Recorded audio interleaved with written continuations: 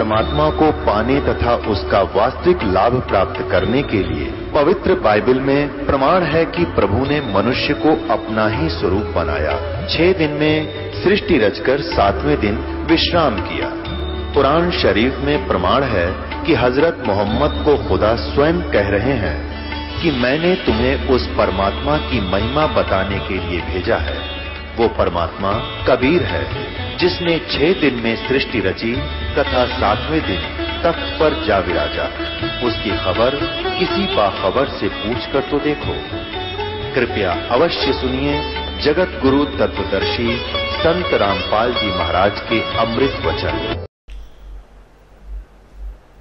मारे सत्य गुरु दे रहे ए लारे सत्य नाम सुमर मन में लारे।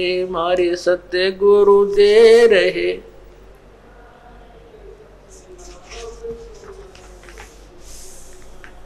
सतनाम सुमर मन में लारे।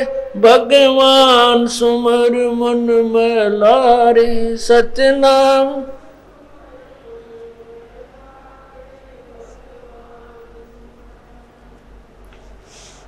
मारे सत्य गुरु दे रहे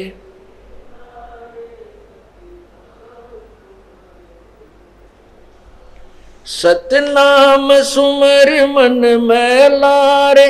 भगवान सुमर मन में लारे। सतनाम सुमर मन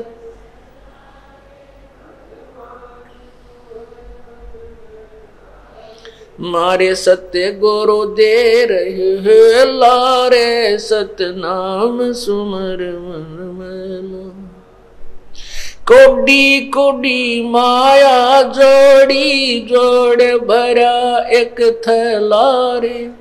कोडी कोडी माया जोड़ी जोड़ भरा एक थलारे। खाली आया खाली जागा संग चलना दे लारे। खाली आया खाली जागा संग चलना दे लारे। मारे सत्य गुरु दे रहे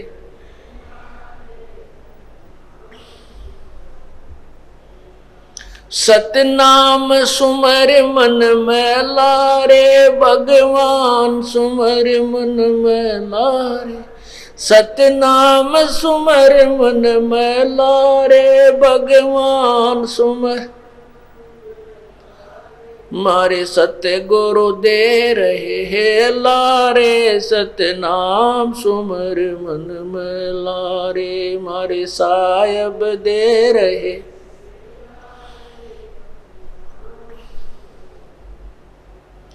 मात पिता तेरा कुटुंब कबीला यो कोई दिन का मेला रे। मात पिता तेरा कुटुंब कबीला यो कोई दिन का मेला रे।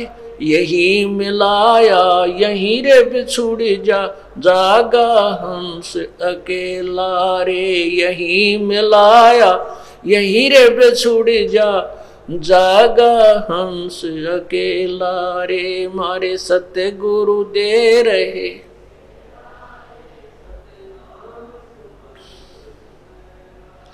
सतनाम सुमर मन में लारे। मन में लारे। सतनाम सुमर मन भगवान सुमर मन में लारे। मारे साहिब दे रहे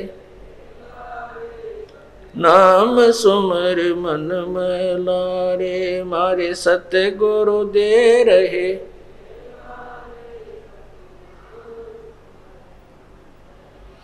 एक डार पे 2 पक्षी बैठे। एक गुरु एक चेला रे। एक डार पे 2 पक्षी बैठे। एक गुरु एक चेला रे।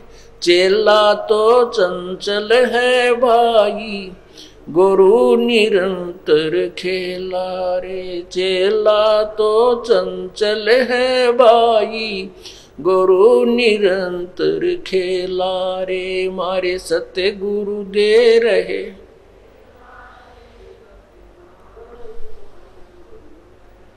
सतनाम सुन मारे सत्य गुरु दे रहे।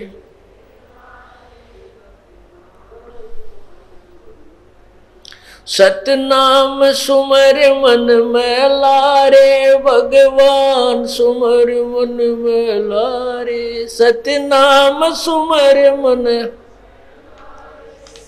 भगवान सुमर मन में लारे, मारे साहिब दे रहे।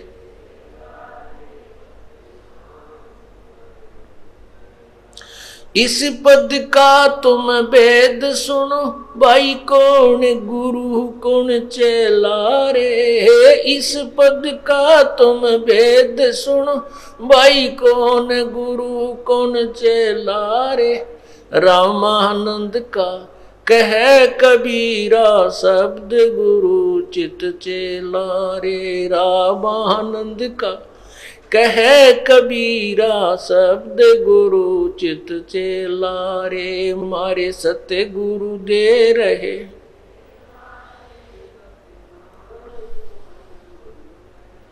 सतनाम सुमर मन में लारे, भगवान सुमर मन में लारे। सतनाम सुमर मन भगवान सुमर मन में लारे, मारे साहिब दे रहे।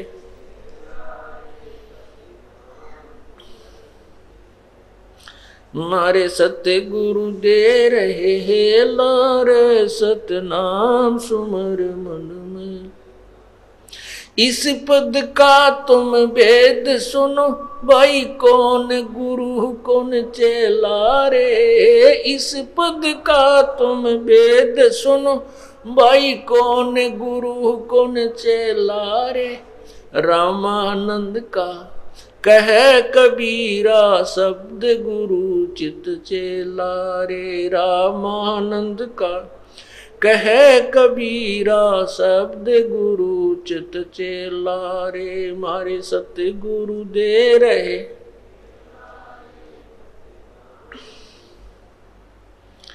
सतनाम सुमर मन में लारे, भगवान सुमर मन में लारे। सतनाम सुमर मन आन सुमर मन में लारे, मारे साहिब दे रहे। नाम सुमर मन में लारे, मारे सत्य गुरु दे रहे।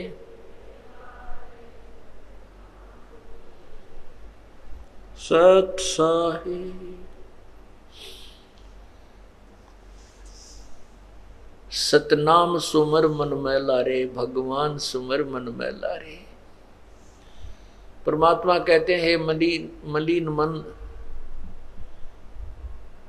हे मनील मन, परमात्मा की भक्ति कर। क्योंकि ये विषय विकारों में परमात्मा की भक्ति ना करने से मन इतना मलिन हो गया है, इस पे इतना मैल चढ़ गया है कि ये परमात्मा की भक्ति में आलस करता है और बाकी बकवाद कितनी करवा ले इस तय। जैसे वीसीआर लिया करते पहले, अब तो घर घर कंप्यूटर हो गए, अब भी कर रहे होंगे। वीसीआर लाए किराए पर 100 रुपये लगेंगे एक रात के। तीन फिल्म देखांगे लगातार, तीन घंटे की, 9 घंटे सारी रात सारा कुनबा मुंह बाएं बैठा रहे। 100 रुपये घरते लावा, रात न सोवे नहीं हैं, बनाए जा चार देखे जाओ बकवादा ने। और इब्राहिम नाम पर कह देने का टाइम ना मिलता नित्य नियम करने का। अरे तेरा गजब हो, ये नित्य नियम में 1.5 घंटा लगे, यूँ तो समय नहीं मिलता। और मंत्र भी नो कहीं का दीबा पूरा हो से ना तो रह ही जाता है। और तेरा गजब हो। अब मन देख लो कितनी बकवाद में कितना कितने करवा ले। सांग देखने जाया करते, कंपटीशन हो जाता गांव में, फद्दड़ सारे दिन तक काम करते, रात में सारी रात में मानो 10 किलोमीटर पैदल जाते और बड़ा बकवाद सुन के और दांदरे काटते आते। यहाँ सत्संग में आने में आलस कर जाता है ये मन। जैसा कि आप बार बार परमात्मा की वाणी कहते हैं, मैं तो दे दी बालम बैरे नू, अच्छे काम ना सुनता, इस पे काना पे घटाड़ जाता है। अब सत्संग के बारे में आप कहते रहो, भाई वहाँ सत्संग है बरवाला आश्रम में, सतलोक आश्रम बरवाला में चलोगे तो दूसरे कान दोहरे के निकल जाए, कोई ना बोले ये के बतला रहे हैं, और कोई नहीं कह रहा वहाँ कंपटीशन हो रहा है फलाने गांव में, तो साथ का जाता होगा नु कह रहा के करे थे भाई कित के हो रहा भाई, ईसा तो इतनी शीघ्रता से कान लाओगा, पूरा पता पूछेगा किस टाइम है, कौन से गांव में है, और सत्संग की जिक्र चले काना पर घटाड़ जाए, बात भी ना सुने, अगे तो मूर्ख से पागल है, तीसरे दिन सत्संग में जान की कहते रहते हैं। तो पुण्यात्माओं, ये मन इतना मलिन हो गया, इतना मैला हो चुका है, इसको ना जाने कितने साबुन की आवश्यकता है, अर्थात ना जाने कितने सत्संगों की आवश्यकता है, तब जाके इसका रंग पहचान में आओगा। जैसे हमारा ऐसा मन हो गया जैसे मिस्त्रियों के कपड़े हो जाया करें, ऑटोमोबाइल वाले होते हैं ना, मोटरसाइकिल कार ठीक करनी है तो ऐसा कपड़ा हो जाता, मैल से पहचान में भी ना आता है कौन से कलर का है। हम इतने मलिन हो चुके हैं, कलयुग तक पहुंच गए, इन जो है ना मैल को अपनी आत्मा पर लगाते लगाते लेपते लेपते। अब परमात्मा ने डिजर्टेंट साबुन दे रखा तत्व ज्ञान का और पेट्रोल ड्राई क्लीन करने का, यानी ये परमात्मा का जो ज्ञान है, सत ज्ञान है, ये इस मैल को तार के छोड़ेगा। यदि इस परमात्मा के धोबी घाट पर जो कपड़ा आ गया, अर्थात ये चोला शरीर जिस पुण्यात्मा यहाँ आ गई उसको धो ही डालेगा। परमात्मा ने ऐसी टेक्निक निकाल दी है, ऐसा साबुन निकाल लिया है कि अब इसके मैल को धो ही डालेगा, और फिर ये परमात्मा को पहचानेगा। ये भी पहचान में होगा ये सचमुच भगत है कि ये ठगत है, ठीक हो जाएगा कुछ दिनों में। तो इसलिए कहते हैं, इसको समझाते हैं कि कौड़ी, पहले पुराने समय की वाणी है परमात्मा की, पहले कौड़ी हुआ करती, कौड़ी छोटी छोटी, फिर पैसे होते थे छोटे छोटे, फिर रुपया तो बहुत बड़ी चीज होती थी, अन्य होते थे। तो कहते हैं छोटे छोटे पैसे जोड़ करके तूने एक थैला भर लिया रुपयों का, और जाते समय तेरे साथ कुछ भी नहीं चला। पहले क्या करते थे, बैंक तो होते नहीं थे, और जिसके पास 100, 200, 500, 1000 रुपये हो जाते, उसको एक थैले में डालकर जमीन में दाब दिया करते, कहीं को चोर ना उठा ले जाए, और उसको दबा करके भूल जाते कहाँ सी दाब रखा है। फिर वो मर जाता अचानक बूढ़ा, सोचा करता बाद में बताऊंगा, बच्चे जब कहीं बर्बाद ना कर दें अभी से, वो बूढ़ा मर जाता, फिर पैसे साथ ले जाता, नहीं ना दान कर पाता। फिर उसको मरते समय याद आती को होते रहे तो पैसे दब रहे थे यहाँ पर, बता वो सकता नहीं क्योंकि उसकी जुबान बंद हो जाती है। जो भक्ति नहीं करते अंत समय में उस प्राणी की जुबान बंद करता है, ये काल के दूत आकर के कहीं यू राम नाम ना ले ले, अंत समय में कहीं इसको कोई भगवान की याद ना दिला दे, इसका जुबान बंद कर देता है, और उसकी वृत्ति इतनी प्रबल परिवार में फंसा देता है। कभी लड़के को देखता, मेरे मन में बोल नहीं सकता मेरे छोटे बेटे का क्या होगा, उसका तो एक मकान भी ना बना है, उसका तो ऐसे भी नहीं है, मतलब इस तरह की वृत्ति में वो उड़ज पुड़ज करके, और उसको वहीं वापस पशु पक्षी बनाकर भेज देता है काल। जिसमें ये प्राणी जो भक्ति नहीं करता उसकी मृत्यु होती है, देखना कैसे होती है, उसकी जुबान बंद हो जाती है, खींच खींच कर श्वास आता है, क्योंकि जब गिनती के श्वास दिए हुए हैं भगवान ने, और जब श्वास रह जाते हैं कुछ शेष थोड़े से ही, उसी समय यमदूत आकर के इसके अंदर से इसकी जो है ना टीटवी दाब देते हैं, गर्दन दबा देते हैं, जुबान बंद कर देते हैं। जैसे जुबान को पैरालिसिस हो जाता है ऐसा कर देते, पूरा शरीर को ही पैरालिसिस टाइप हो जाता है। और फिर वो गिनते हैं उसके श्वास कितने शेष रहते हैं इसके, वो फिर खींच खींच कर सांस लेता है, तो वो गिनते रहते हैं, अब इतने रह चुके हैं, वो पूरे होते ही वही बटन दबाकर उसको ले जाते हैं। उस समय उस यमदूत दिखाई देते हैं, उसको बेहोश हो जाता है, और वो डरता है, शरीर को छोड़ जाता है, टट्टी पेशाब निकल जाती है भयभीत होकर के।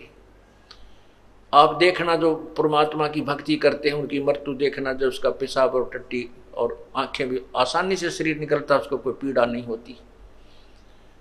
और जो भक्ति नहीं करते ऐसी दुर्गति होकर मरता है वो। और पहले तो यहाँ तक कहा करते कि इसके प्राण ना निकलते पापी के, गाय का पुच्छड़ पकड़ा दो, शायद कुछ थोड़ा बहुत पार हो जाए। ये टोटके है करवाया करते ये मूर्ख लोग। फिर कहते गंगा का जल ला दो, इसमें गंगा का जल घेर दो, इसका पंडा छूट जाता है, पीछा छूट जाता है। तो इस प्रकार भक्ति करने और ना करने वाले में बहुत अंतर है। परमात्मा कहते हैं आए हैं सो जाएंगे भाई राजा रंग फकीर, एक सिंहासन चढ़ चले एक जूड़े जा जंजीर। जाना तो सभी ने है, भक्ति कर रहे हैं वो भी शरीर छोड़ेंगे, जो नहीं कर रहे हैं वह भी छोड़ेंगे। जो शरीर भक्ति नहीं कर रहे हैं उनको तो यम के दूत बांध के ले जाएंगे एक मुर्जिम की तरह, और जो भक्ति करते हैं उनको परमात्मा विमान में बैठा कर ले जाएगा, सिंहासन पर बैठा।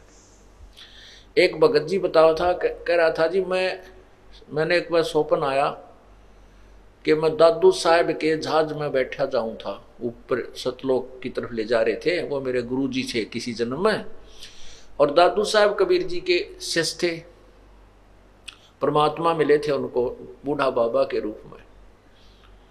तो दादू साहब के जहाज में बैठा जाऊं था, और हमारे गांव की बहुत लंबी चौड़ी बनी थी, वहां पर बनी यानी जंगल होता है, और वहां मैं बालक से थे जो वहां आया करते, उसमें जाल होती थी पहले, उनका पील लगा करती, एक फल होता है जाल का पेड़ होता है, और वहां और भी बहुत से हम खेला कूदा करते बचपन में। वो दिख गया मैंने जहाज में गए, और मैं नो देखने लग गया, रे मैं तो यहाँ घूमा करता, यहाँ पर ऐसा खेला करता। ओहो, कहता इतने में मैं जहाज तो नीचे पटक दिया, और वहां आके पड़ा, और पड़ते ही आँख खुल गई, यानी वो सपना टूट गया। तो पुण्यात्माओं ऐसे ही हम मार खा जाते हैं, ऐसे ही हम वापस गिर जाते हैं इस लक 84 के चक्कर में। हमारे को अंत समय में यू काल कोई ना कोई ऐसी बीमारी याद दिवा देगा, और मन का हो ये तो बड़ा आनंद आ रहा था यहाँ पे, और उन सारे दुखों न भूल जा जो सारी उम्र पीड़ित रहा वो। तो पुण्यात्माओं ये ज्ञान तत्व ज्ञान आपको इसलिए सुना जाता है कि आप सावधान रहें, आप मार ना खा जाएं जैसे पहले खा चुके हैं। तो कहते आए हैं सो जाएंगे राजा रंग फकीर, एक सिंहासन चढ़ के जा एक बंधे जात जंजीर। बहुत अंतर हो जाता है।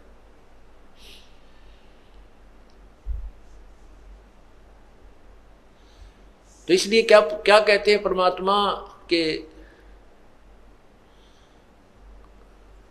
जैसे जब वो अंत समय में मरता है, सारी उम्र माया जोड़ जोड़ कर धर जाता है, और अंत समय में वो बच्चों को भी बताना भूल जाता है, अचानक मर जाता है, तो उसकी मृत्यु वहीं रह जाती है।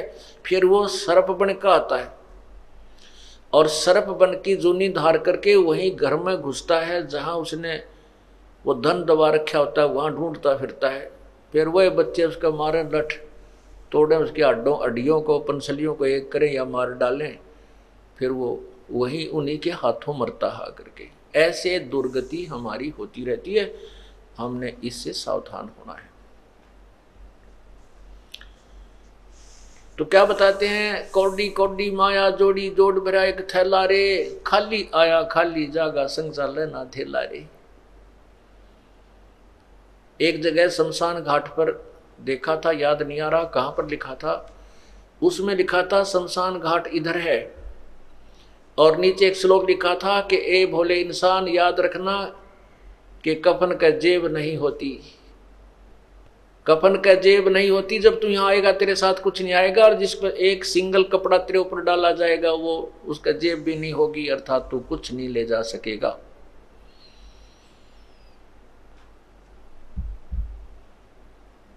फिर क्या बताते हैं, मात पिता तेरा कुटुंब कबीला, यो कोई दिन का मेला रे, कुछ दिनों का मेला है ये आपका घर, और यहीं मिलाया यहीं रे बिछुड़ जा, जागा हंस अकेला रे। यही यूं मेला भरा था और यहीं एक एक करके ये खत्म हो जाएगा, बिछुड़ जाएगा। और जब अकेले यहां से चलोगे, सारे परिवार को छोड़कर, जब देखना क्या बनेगी आपके संग में, जो परमात्मा को याद नहीं करते। परमात्मा कहते हैं हिड़की दे दे रोएगी सुरता जब तू चलेगी अकेली। आत्मा को कहते हैं जब बड़े पूरे परिवार ने छोड़कर जिसको तू अपना मान रही है, फिर पछाड़ खा खा रोएगी जब तू अकेली जाएगी यहां से, तेरा कोई साथ नहीं जाएगा। इसलिए परमात्मा की भूल मत गिरने दे। तेरा जितना संस्कार जिसके साथ जुड़ा है वो अपनी उस भूमिका को निभाते हुए परमात्मा को मत भूलिए। इतना ही कहना परमात्मा का। ये सारा कुछ जो है ना ज्ञान सुनाकर आपको इसी तरफ डाइवर्ट करना, आपकी वृत्ति को, इस दिशा को ही बदलना थोड़ा सा। फिर कहते हैं एक डाल पर दो पक्षी बैठे, एक गुरु एक चेला रे। और चेला तो चंचल है भाई, गुरु निरंतर खेला रे। अब क्या बताते हैं कि जैसे आगे निर्णय देते हैं कौन तो गुरु है कौन चेला है। अब जैसे ज्ञान मार्गदर्शन करना, तो इस दास आपका गुरु है और आप शिष्य हो। और फिर आपको जो नाम दे दिया है, फिर आपने कैसे जो नाम दिया है उसको, वो तो आपका गुरु और चित्त, अर्थात जैसे गुरु जी के प्रति आपका अटूट भाव, अटूट श्रद्धा, अटूट ध्यान लगा रहना चाहिए, गुरु जी की तरफ आपकी वृत्ति सदा रहनी चाहिए। ऐसे ही फिर जब नाम आपको मिल जाता है तो सिमरण करते समय उस शब्द को जो मंत्र दे रखा है वो तो आपके गुरु की तरह, और चित्त को चेला बनाकर उसके ऊपर सिमरण पर लगाए रखना है। कहते हैं इस पद का तुम भेद सुनो, वो कौन गुरु कौन चेला रे। रामानंद का कहे कबीरा, शब्द जो मंत्र आपको दिया है वो गुरु और चित्त अर्थात उसके ऊपर मन को लगाए रखना, वो तेरा वो शिष्य है। यानी चित्त को उस मन के ऊपर, मंत्र के ऊपर लगाए रखना, भक्ति करते रहना, ऐसा परमात्मा हमें समझाते हैं। अब पुण्यात्माओं भक्ति भी करें तो कैसे करें, किसकी करें, कौन परमात्मा है और किस साधना से हमारा मोक्ष होगा, सबसे पहले ये निर्णय करना होता है। और जब तक हमें ये निर्णय नहीं होगा कि हम किस दिशा में चलें, हमने अपने घर की तरफ जाना है, बहुत दूर हम खड़े हैं, और जब तक हमें ये नहीं मालूम कि हमारा घर किस दिशा में है, कौन सा मार्ग है वहां जाने का, तो ऐसे कुमार्ग पर जाना व्यर्थ है। विपरीत दिशा में चाहे हम कितनी स्पीड से चलते रहें, वो दिशा दूर, वो हमारे मंजिल से दूर ही हमें ले जाती रहेगी। शास्त्र विधि को त्याग कर मनमाना आचरण जो हम करते हैं वो हमारे लिए हानिकारक है, परमात्मा से दूर कर देता है। कैसे कर देता है? जैसे किसी ने तप किया तो राजा बन गया। अब राजा बन जाता है, फिर नहीं मानता भगवान को, बस वो तो इतना तो मानता है कि तब मंदिर आ गया, नौकर लिया, कभी गया तो लोग दिखावा 10-5 हज़ार रुपये दे दिए, कोई जमीन दे दी मंदिर के नाम पे, उसी तरह के। लेकिन कोई नौकर तो गुरु बना ले और भक्ति कर और बुराई मत कर, माया जोड़नी छोड़ दे, दुनिया को तंग ना कर, टैक्स अधिक मत लगा, और ये बकवाद करनी छोड़ दे, गुटी सूटी लानी छोड़ दे, ये नहीं छूट सकती। तो फिर वो अभिमानी हो जाता है, उसके सामने उसको 9 शब्द स्वीकार्य नहीं होता। राजा को कोई नौकर या कोई भी उसको कहे वो नहीं सुनता, उसमें इतना अभिमान बन जाता है और अपने जीवन को खो करके वो पशु जूनी में चला जाता है, परमात्मा से दूर हो गया। शास्त्र विरुद्ध साधना से अर्थात कुमार्ग पर जाने से मंजिल से विपरीत दिशा में चला गया। तो हमने सबसे पहले निर्णय करना होगा जैसा कि सबसे पहले हमने ये निर्णय करना है कि कौन से मार्ग से, कौन सी विधि से, किस भगवान की पूजा से हमारा पूर्ण मोक्ष होगा।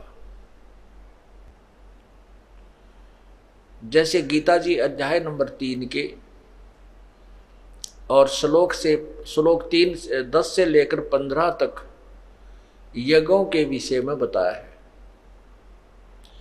और फिर उन्हीं यज्ञों का वर्णन करते हुए चौथे अध्याय के 25 से लेकर 34 श्लोक तक बताया है। 33वें श्लोक में कहा है कि दर्व यज्ञ से ज्ञान यज्ञ अति श्रेष्ठ है। दर्व यज्ञ होता है जो धन से होने वाला अनुष्ठान होता है, जैसे हवन है, घी मोल लाना, धार्मिक जैसे भंडारा है, धर्म यज्ञ है, यह भी पैसे से होती है। कहते हैं दर्व यज्ञ से ज्ञान यज्ञ श्रेष्ठ है, और ज्ञान यज्ञ से फिर सभी कर्म समाप्त हो जाते हैं, क्योंकि ज्ञान का अर्थ तो उसी के बारे में चौथे अध्याय के 34वें श्लोक में कहा है कि उस ज्ञान को, उस तत्व ज्ञान को जो चौथे अध्याय के 25 से लेकर 31 तक वर्णन किया है काल ने, कि कोई ऐसे साधना करता है, कोई इसको श्रेष्ठ मानता है, कोई तप को श्रेष्ठ मानता है, कोई अन्य जप को श्रेष्ठ मानता है। तो चौथे अध्याय के 32वें श्लोक में कहा है कि उस भिन्न भिन्न प्रकार के यज्ञों अर्थात अनुष्ठान भक्ति विधि के विषय में पूर्ण परमात्मा के मुख्य ज्ञान में, मुख्य ज्ञान माने तत्व ज्ञान में, और वो ज्ञान परमात्मा के मुखारविंद से ही उच्चारण किया गया है, तो परमात्मा ने ही वो बोला है। उसमें बहुत प्रकार से परमात्मा की विधि विस्तार से लिखी है, और उसी के विषय में चौथे अध्याय के 33वें श्लोक में लिखा है कि ज्ञान यज्ञ से, दर्व यज्ञ से ज्ञान यज्ञ अति श्रेष्ठ, ज्यादा श्रेष्ठ है, क्योंकि ज्ञान यज्ञ जो आपको सत्संग सुनाया जा रहा है, ये ज्ञान यज्ञ होता है। इस ज्ञान यज्ञ से ये पता चल जाता है कि कौन परमात्मा पूजा के योग्य है और कौन नहीं है। किस परमात्मा की पूजा से ये प्राणी पूर्ण मोक्ष प्राप्त करता है, किस परमात्मा की प्राणी साधना से ये मुक्ति प्राप्त नहीं करता। अब देखिएगा पवित्र गीता जी, श्रीमद् भगवत गीता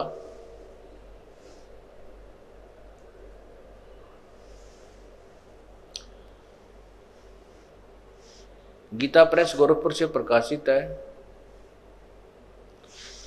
और इसके अनुवादक हैं जय दयाल गोयंदका। ये देखिएगा अध्याय नंबर 4 श्लोक 25 से देखते हैं। दूसरे योगीजन देवताओं के पूजन रूप यज्ञ का ही भली भांति अनुष्ठान किया करते हैं। अन्य योगीजन साधक परब्रह्म, ये है ब्रह्म अग्नो, ये परब्रह्म नहीं है, ब्रह्म ही समझो, ब्रह्म परमात्म रूप अग्नि में यज्ञेन अभेद दर्शन रूप यज्ञों के द्वारा ही आत्म रूप यज्ञ का हवन किया करते हैं। ये देखिए 26 में, अन्य योगीजन श्रोत्र आदि समस्त इंद्रियों को संयम रूप अग्नि में हवन किया करते हैं। दूसरे योगीजन शब्द आदि, ये जैसे समस्त विषयों को इंद्रिय स्वरूप रूप अग्नि में हवन किया करते हैं। अब ये क्या बता रहे हैं कि दूसरे, ये 28 देखिएगा, अन्य कई पुरुष द्रव्य संबंधी यज्ञ करने वाले, कितने ही तपस्या रूप यज्ञ करने वाले, यज्ञ माने अनुष्ठान, और दूसरे कितने ही योग रूप यज्ञ करने वाले, कितने ही, यानी कहने का भाव ये है कोई कुछ करता है, कोई कुछ करता है। इसके विषय में फिर आगे बताए हैं 32वें में। इसी को यहाँ फाइनल कर दिया है कि इस प्रकार और भी बहुत तरह के यज्ञ वेद की, ये देखो इन्होंने कितनी नालायकी की है, अनुवाद करने में कितना गपड़ चौथ की है, गपला किया है। ये देखो, ये ब्रह्मण, यहाँ ब्रह्मण का अर्थ इन्होंने वेद की कर दिया। ये ऊपर देखो, एवं बहुविधा यज्ञा वितता ब्रह्मणे मुखे। ब्रह्मणे माने सच्चिदानंद घन ब्रह्म। ये देखिए ब्रह्मणे का क्या अर्थ होता है, ये स्वयं आप देखना। जहां ये इन्होंने, इनकी बुद्धि ठीक चली वहां तक इन्होंने अनुवाद कर दिया ठीक, और जहां ये विचलित हो गए वहां अर्थों के अनर्थ करने प्रारंभ कर दिए। जैसे 18वें अध्याय के 66वें श्लोक में व्रज माने आना कर दिया, जबकि व्रज माने जाना होता है। अब 17वें अध्याय का 23वां श्लोक देखो, ओम तत्स, ये अध्याय नंबर 17 का और मंत्र नंबर 23 है।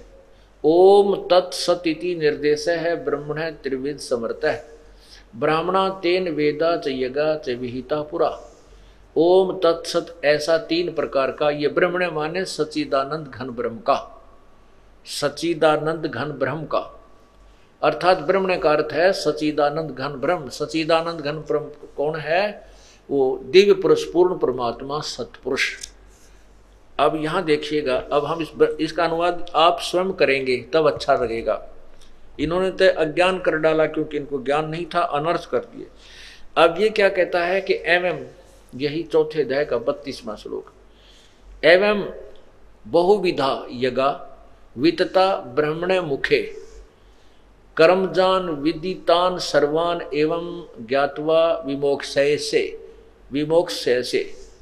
इस प्रकार और भी बहुत तरह के यज्ञ यहाँ देखना था। ऐ है ब्रह्मणे माने सच्चिदानंद घन ब्रह्म के, मुखे माने मुख्य, ये के मुख्य वाणी में, हम यही कर लें इनका शरत के मुख्य वाणी में, अर्थात परमात्मा के मुख्य ज्ञान में, क्योंकि ये तो खुद तो बता ही रहा है कुछ ऐसा कर लो, ये कर लो, वो करते हैं, ऐसा करते हैं। अब कहते उस पूर्ण परमात्मा के मुख्य ज्ञान में, ब्रह्मणे मुखे, परमात्मा की वाणी में।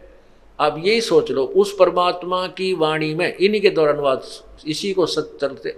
ब्रह्मणे माने सच्चिदानंद घन की वाणी में, अर्थात उस पूर्ण परमात्मा के द्वारा दिए गए सवसम वेद में, उनके द्वारा उच्चारित, उस उनके मुख कमल से उच्चारित उस ज्ञान में, तत्व ज्ञान में नाना प्रकार, भिन्न भिन्न प्रकार से बहुत से तरीके, मतलब यथार्थ तरीका उस परमात्मा अर्थात उस तत्व ज्ञान में भेद दिया हुआ। ये देखिए, इस प्रकार बहुत तरह के यज्ञ, यानी बहुत प्रकार की साधनाओं की जानकारी ब्रह्मणे माने सच्चिदानंद घन परमात्मा की वाणी में। ओए है, ब्रह्मणे माने सच्चिदानंद घन, इन वेद कर दिया ब्रह्म का, कोई बात हुई या? अच्छा, विस्तार से कहे गए हैं। ओए है, फिर कहा है कि कर्म जान, मन, इंद्री और शारीरिक क्रियाएं द्वारा संपन्न होने वाले, ये है कर्म जान। कर्म से यानी कर्म योग से होते हैं, जैसे एक संन्यास योग होता है, एक कर्म योग होता है। तो संन्यास योग से कर्म योग ज्यादा अच्छा माना है। कर्म योग माने काम करते करते, अपना हठ योग ना करके, एक स्थान पर ना बैठ करके काम करते करते, कर्म से जैसे आप भक्ति भी करते हो, अपना घर का काम भी करते हो, और फिर यहाँ धर्म भी करते हो, सेवा भी करते हो। तो कहते हैं ऐसा जो कर्मों से काम करते करते, यानी कर्म योग से जो काम होता है, साधना होती है, वो वर्णित की गई है उस तत्व ज्ञान में, अर्थात उस पूर्ण परमात्मा के मुख्य ज्ञान में, उस अमर वाणी में। ये देखिए, गीता ज्ञानदाता कह रहा है ये है कर्म जान, यानी कर्म योग से, कर्म भक्ति, कर्म करते हुए साधना होने वाले हैं वो साधनाएं। जान, विद माने जान। इस प्रकार तत्व से जानकर, उनके अनुष्ठान द्वारा कर्म बंधन से सर्वथा मुक्त हो जाएगा। ये तो होया 32वां श्लोक। अब 33वें में कहा है, हे परंतम अर्जुन, ये देखिएगा, ये अध्याय 4 का श्लोक 33 है। हे परंतम अर्जुन, द्रव्य में यज्ञ की अपेक्षा ज्ञान यज्ञ अत्यंत श्रेष्ठ है। आगे देखो, यावन मात्र संपूर्ण कर्म ज्ञान में समाप्त हो जाते। अब ये 34वां जो अध्याय है, 34वां श्लोक है चौथे अध्याय का, इसमें कहा है कि उस जो चौथे अध्याय के 32वें श्लोक में आपको बताया है कि उस पूर्ण परमात्मा के मुख्य ज्ञान में, उसकी वाणी में उस परमात्मा की विशेष विधि लिखी है, वो तत्व ज्ञान में। तो कहते उस तत्व ज्ञान को तू तत्वदर्शी संतों को जाकर से समझ, उनसे सुन। अब चौथे अध्याय का 34वां श्लोक निर्णय दे रहा है। ये देखिएगा, अध्याय नंबर 4 और यहां देखिएगा ये 34वां श्लोक। उस ज्ञान को जो चौथे अध्याय के 32वें श्लोक में बताया, उस ज्ञान को तू तत्वदर्शी ज्ञानियों के पास जाकर समझ, उनको भली भांति दंडवत प्रणाम करने से, उनकी सेवा करने से और कपट छोड़कर सरलता पूर्वक प्रश्न करने से वे परमात्म तत्व को भली भांति जानने वाले ज्ञानी महात्मा तुझे तत्व ज्ञान का उपदेश करेंगे। अब ये पवित्र गीता जी आपके उंगलियां पर रटी जाएगी कुछ दिनों में, अगर आप ये हमारे लेक्चर अटेंड कर लोगे, ये सत्संग अटेंड कर लिए तो आपके उंगलियों पर रटा दूंगा इनको। और यहाँ का चाहे कोई ब्रह्मा भी आ जाए, विष्णु भी आपके सामने आ जाना, वो भी नतमस्तक होकर जाएगा हमारे छोटे से बच्चे के सामने। उनको भी ज्ञान नहीं है इस बार इस परमात्मा की तत्व ज्ञान का।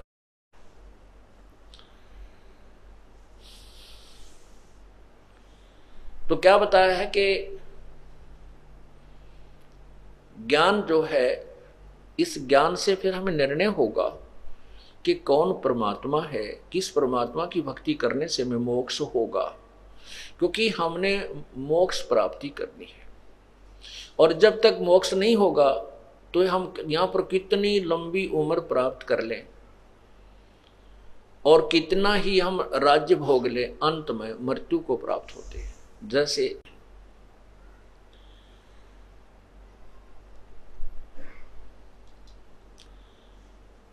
आपने शब्द सुनते हैं, मन तू बस रे सुख के सागर, जहां शब्द सिंधु रत्नागर। ओहो, मन रे तू बस रे सुख के सागर, जहां शब्द सिंधु रत्नागर। शब्द सुख का सागर किसे कहते हैं? सतलोक को। सतलोक वो स्थान है जहां पर जाने के बाद फिर जन्म मृत्यु कभी नहीं होती। जैसे गीता जी अध्याय नंबर 15 के श्लोक नंबर 4 में कहा है कि जब तुझे तत्व ज्ञान प्राप्त हो जाए, उस तत्व ज्ञान रूपी शस्त्र से इस संसार रूपी सृष्टि के ज्ञान को अर्थात उलझे हुए इस वृक्ष को उस तत्व ज्ञान रूपी शस्त्र से काट कर अर्थात तत्व ज्ञान से समझकर उसके बाद उस परमेश्वर के उस परम पद की खोज करनी चाहिए, जहां जाने के बाद फिर प्राणी साधक संसार में लौटकर कभी नहीं आते, अर्थात उनकी जन्म मृत्यु कभी नहीं होती।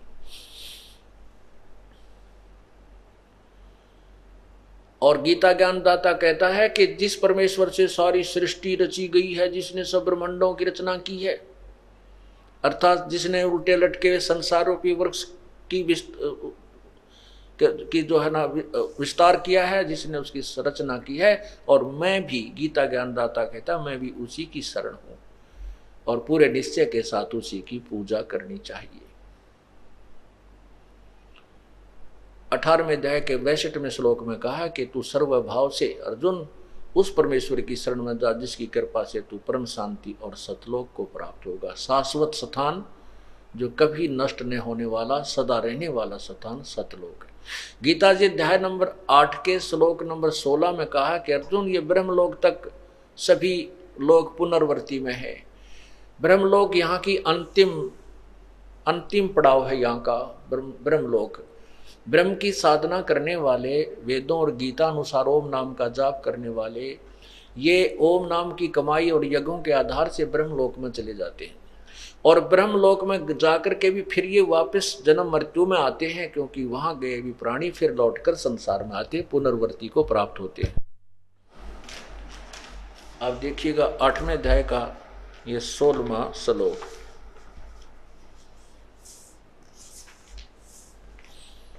ये देखिए पवित्र गीता जी,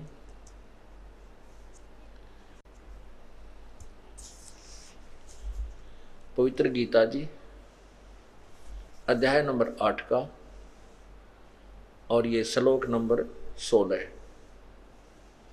हे अर्जुन, ब्रह्मलोक पर्यंत सब लोक पुनर्वृत्ति में है, परंतु हे कुंती पुत्र, मुझको प्राप्त होकर पुनर्जन्म को प्राप्त नहीं होता। ये यहाँ इन्होंने गलत अनुवाद किया। ये देखिए यहाँ से, आप ब्रह्म भुवनात् लोका पुनर्वर्तनी वर्तिन अर्जुन माम उपेत तु कौन्ते पुनर्जन्म न विद्यते।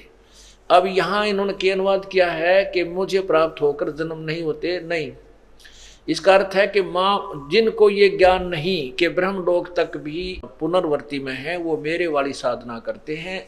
वो मेरी साधना करने वाले भी, जिनको ये ज्ञान नहीं है, वो मुझे प्राप्त होकर भी वो पुनर्जन्म में रहते हैं। क्योंकि अगर यहाँ इसका ये अनुवाद किया जाए कि उनका पुनर्जन्म नहीं होता, तो वो श्लोक गीता जी के व्यर्थ हो जाते हैं।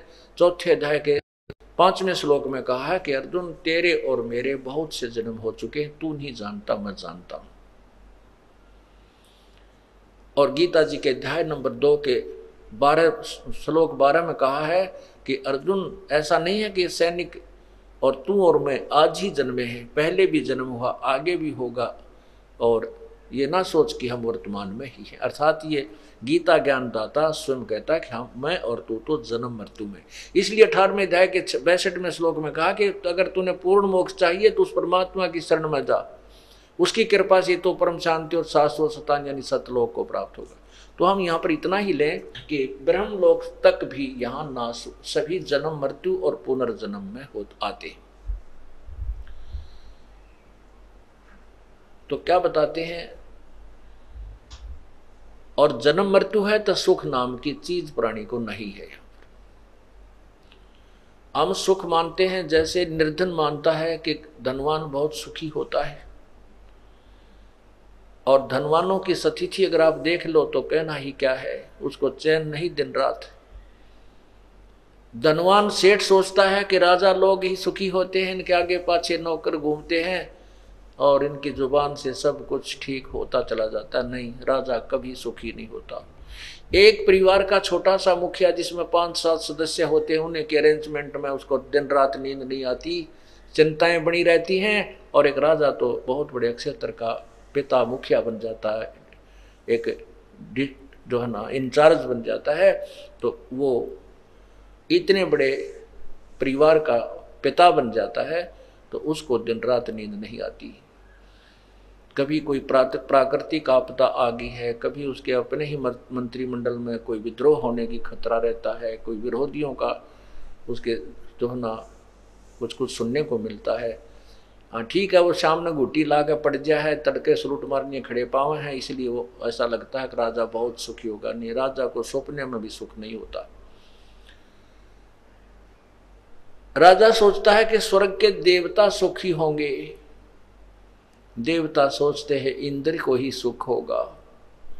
इंद्र को जब देखते हैं, इंद्र की दुर्गति, ओए होए, आप इतिहास पढ़कर देखो स्वर्ग के राजा इंद्र का, कभी उसके ऊपर कोई चढ़ाई कर रहा है, कभी उसको कभी इंद्र जो है ना अपने राजधानी छोड़कर भाग जाता है, मार काट हुई रहती है।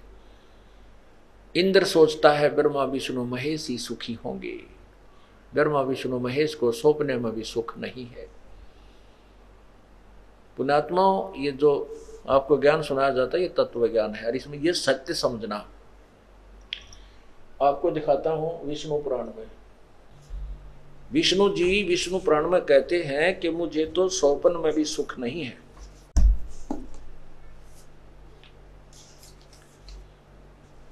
विष्णु पुराण में लिखा है कि विष्णु जी स्वयं स्वीकार करते हैं कि हे ब्रह्मा को कहते हैं कि मैं तो राक्षसों के मारने में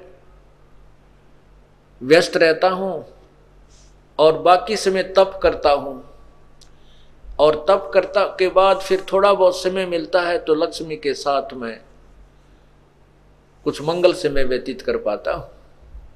अभी इसमें वो विष्णु पुराण दूसरी हाथ लगी जो उस पर लिखे हुए थे, मार्क्स वो नहीं मिली। अब ये समझना दास जो भी शब्द बोलेगा वो बिल्कुल प्रमाणित समझना, इसमें दो राय नहीं है, दिखाएंगे आपको कभी। तो कहने का भाव ये है कि यहाँ ना जैसे और वैसे आपके प्रत्यक्ष उदाहरण देते हैं, जैसे विष्णु भगवान श्री रामचंद्र रूप में आए थे, युवा हुए, ब्याह हुआ, विवाह होते ही वनवास हुआ, वनवास में सीता जी का अपहरण हुआ, फिर रावण के साथ लट्ठम लट्ठा, ना जाने कितनी दुनिया की मार काट हुई, करोड़ों आदमी अरबों आदमी मारे गए, और फिर सीता जी वापस आए, आते कुछ वर्षों के बाद ही उनको घर से निकाल दिया, गर्भवती को। बच्चे कहीं, श्री राम कहीं, वो चाहे सारी पृथ्वी का राजा हो, जिसका परिवार की तो जंगल में दुख पा रहा हो, परिवार उसके पास नहीं है, तो उसको सोपन में भी सुख नहीं हो सकता, चाहे कितनी बात बना ले।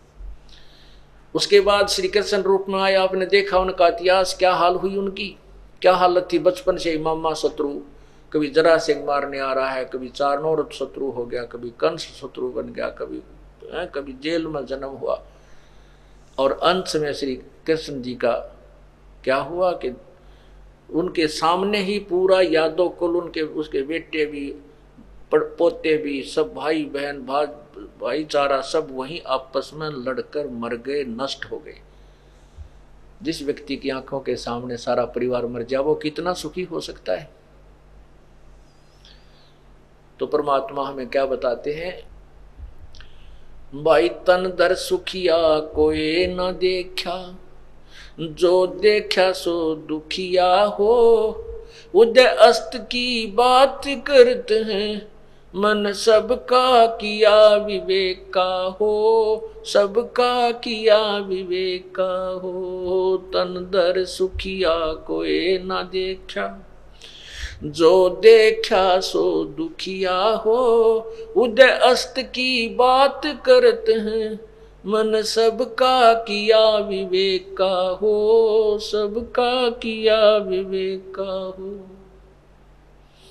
भाई घाटे है बादे सब जग दुखिया, के गृहस्थी बैरागी हो, घाटे है बादे सब जग दुखिया, के गृहस्थी बैरागी हो, सुख देव ने दुख के डर में, गर्भ में माया त्यागी हो, गर्भ में माया त्यागी हो।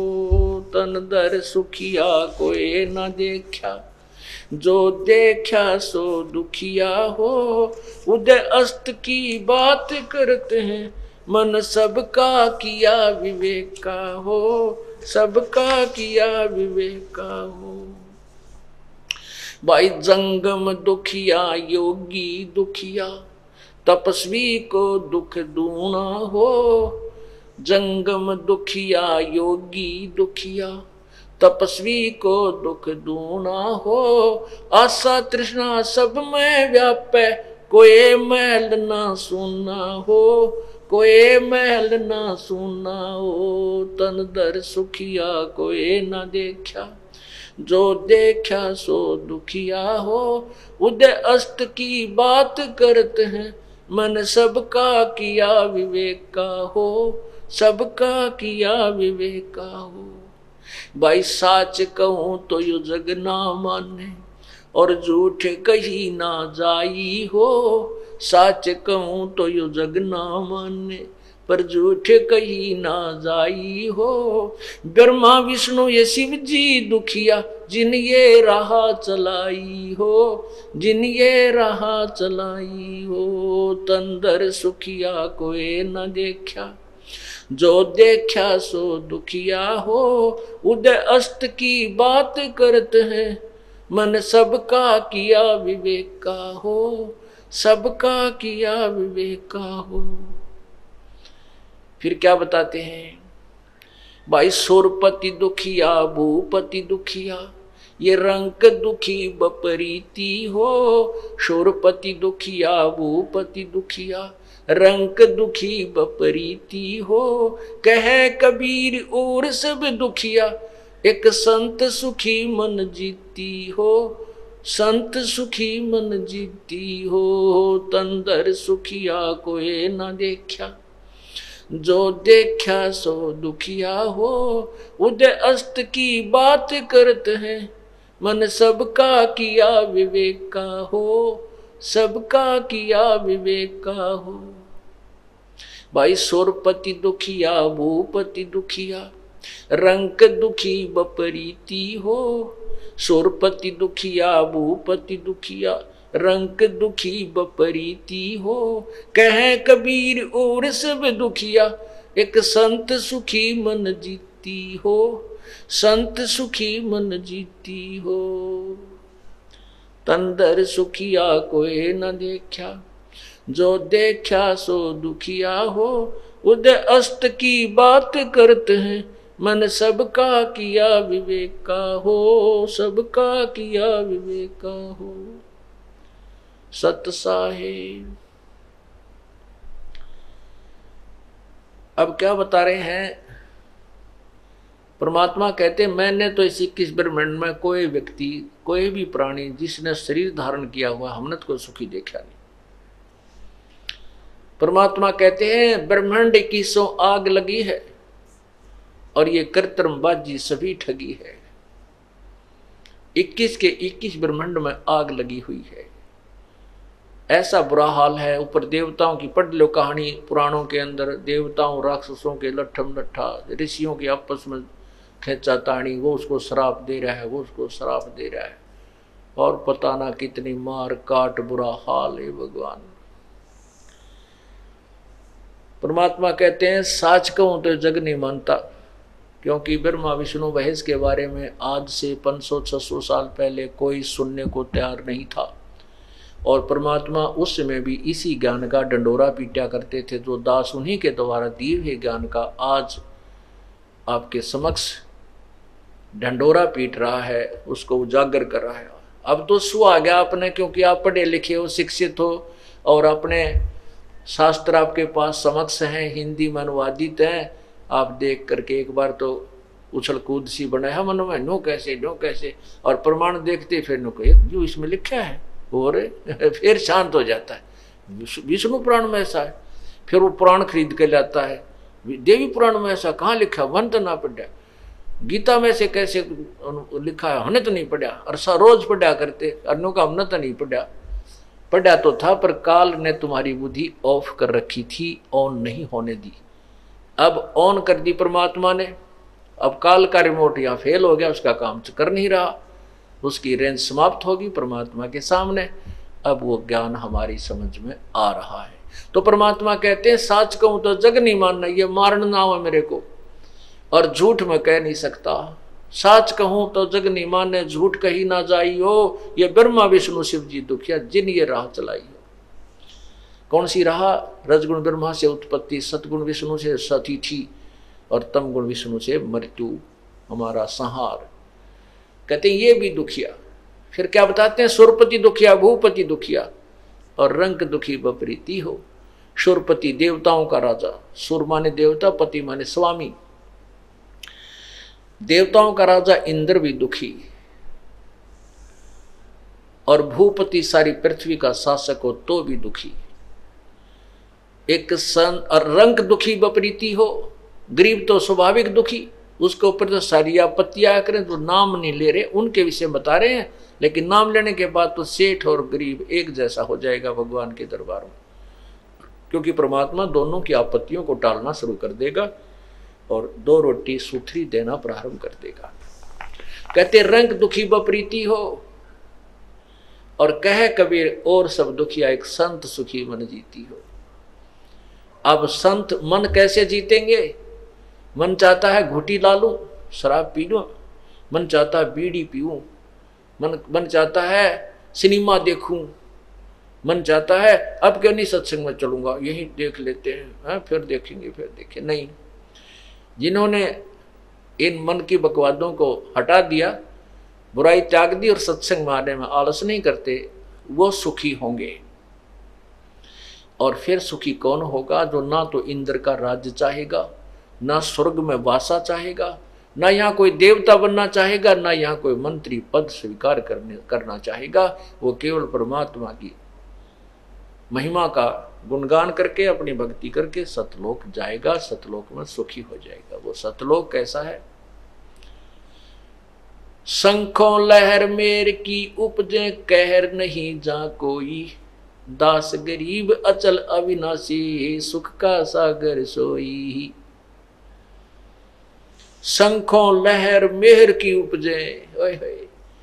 आप देखते हो कभी कभी जब अच्छे मूड में होते हैं ना, तो ऐसी अंदर से हिलोर उठती है अपने आप, कोई भी बुरा नहीं लगता, ना किसी के प्रति द्वेष होता। इतनी आत्मा निर्मल होकर के और सबको मित्र मानती है।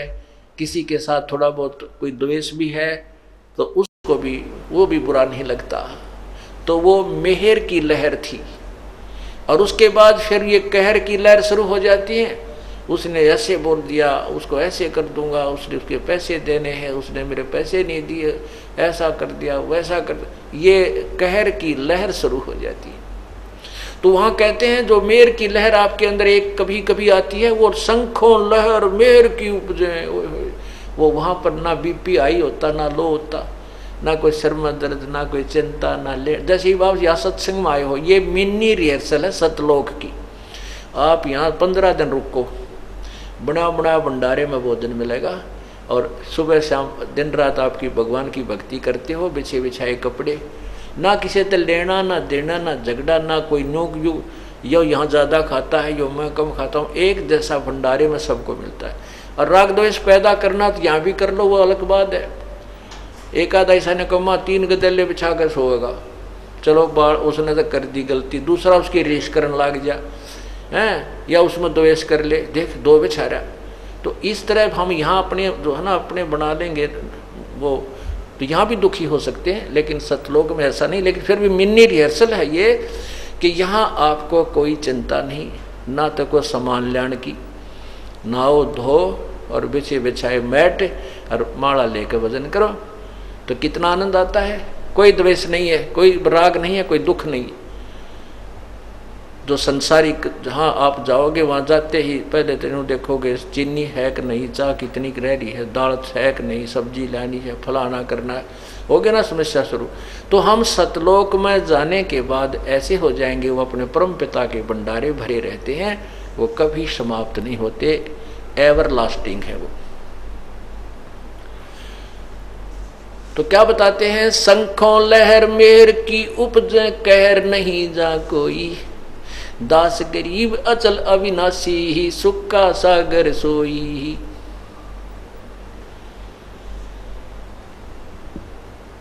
इसलिए क्या बताते हैं? मन चल रहे सुख के सागर, जहां शब्द सिंधु रत्नागर। मन तू चल रे सुख के सागर, जहां शब्द सिंधु रत्नागर। ओए होए, उस परम पिता के दरबार में शब्द सिंधु रतन आगर, आगर माने आगा, आगार माने होता है डिपू खान, जिसमें बहुत ही ज़्यादा बहुसंख्या में अनगिन सुख हो। मोक्ष रूपी रतन की आगार माने वो डिपू है, खान है। तो वहाँ चलो। आगे बताते हैं, कोट जन्म तू राजा की, ना मिटी न मन की आशा, कोट जन्म तन भरमत हो गे, कुछ ना हाथ लग्या रे, कुकर सुकर खरबया बोरे, कौआ हंस बुगारे। कोटि जन्म तू राजा की, ना मिटी न मन की आशा, भिक्षुक हो के दर दर घूम लिया, मिला न निर्गुण रासा। इंद्र कुबेर ईश की पदवी, ब्रह्मा वर्ण ध्रुम राया, विश्वनाथ के पुर को जाके फिर भी उल्टा आया। असंग जन्म तन मरत्या हो गे, जीवित क्यों न मरे रे, द्वादश मद महल मठ बोरे, बहुर ना दे धर रे। दो जग भी सभी ते देखे, राजपाट के रसिया, 3 लोक से तरपत नाही, ये मन भोगी खसिया। सतगुर मिले तो इच्छा मेटे, पद मिल पदे समाना, चल हंसा उस लोक पठाऊं जो आदि अमर अस्थान।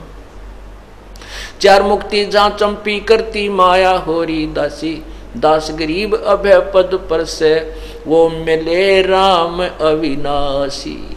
ओए होए